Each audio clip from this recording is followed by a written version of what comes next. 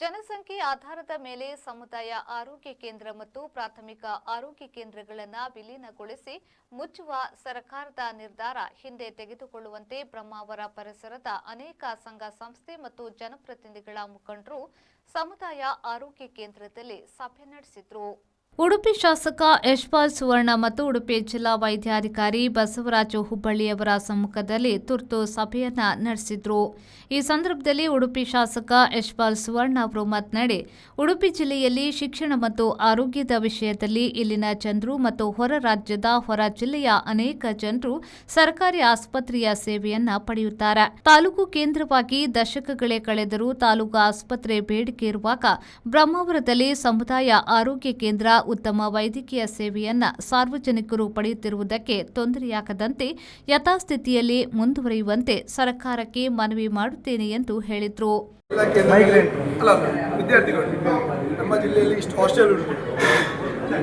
ಬಾಗಲಕೋಟೆ, ಬಿಜಾಪುರ ಎಲ್ಲ ವಿದ್ಯಾರ್ಥಿಗಳಿಗೆ ಬರ್ತಾರೆ. ಅಲ್ಪೆ ಮೀನುಗಾರಿಕೆ ಬಂದರಲ್ಲಿ 20,000 ಜನ ಇದ್ದಾರೆ. ಅದು ಬಿಟ್ಟು ಗೇರು ಬೀಜ ಕಾರ್ಖಾನೆಯಲ್ಲಿ ಇಷ್ಟಿದ್ದಾರೆ. ಫಿಶಿಂಗ್ ಇದರಲ್ಲಿ ಬ್ರೀದಿಂಗ್ ಪ್ಲಾಂಟ್ ಅದರಲ್ಲಿ 1,000 ಜನ ಇದ್ದಾರೆ. ಅದೆಲ್ಲ ನಾನು ಇದ್ದು ಡಿಟೇಲ್ ಹಾಕಿ ವಿತ್ ಡಾಟಾ ಕೊಟ್ಟಿದ್ದೀನಿ ಅವರಿಗೆ. ಫಿಶಿಂಗ್ ಇಂಡಸ್ಟ್ರಿಯಲ್ಲಿ 25,000, ಸ್ಟೂಡೆಂಟ್ 30,000, ಹಾಸ್ಟೆಲ್ 10,000 ಜನ ಇದ್ದಾರೆ. ಬೇರೆ ಜಿಲ್ಲೆಯವರು ಇಷ್ಟು ಬರ್ತಾರೆ. ಅದನ್ನು ಆ ರೀತಿಯೇ ಕ್ಯಾಲ್ಕುಲೇಟ್ ನಾನು ಅವರು ಹೇಳಿದೆ.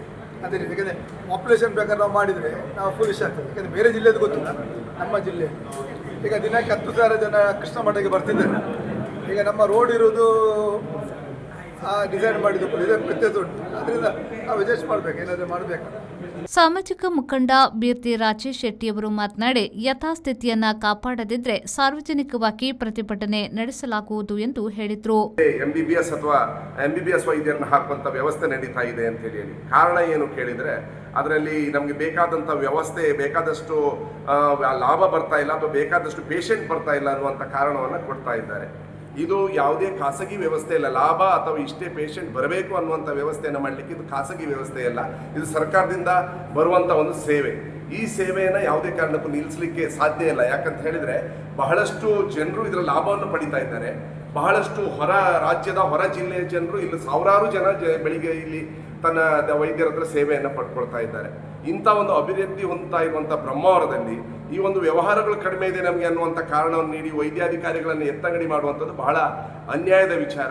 ಈ ಬಗ್ಗೆ ಶಾಸಕರು, ಸಂಸದರು ಕೂಡ ಈ ಬಗ್ಗೆ ವಿಧಾನಸಭೆಯಲ್ಲಿ ಅಥವಾ ಸಂಸತ್ನಲ್ಲಿ ಇದರ ಬಗ್ಗೆ ಪ್ರಶ್ನೆಯನ್ನು ಕೂಡ ಮಾಡಿದ್ದಾರೆ.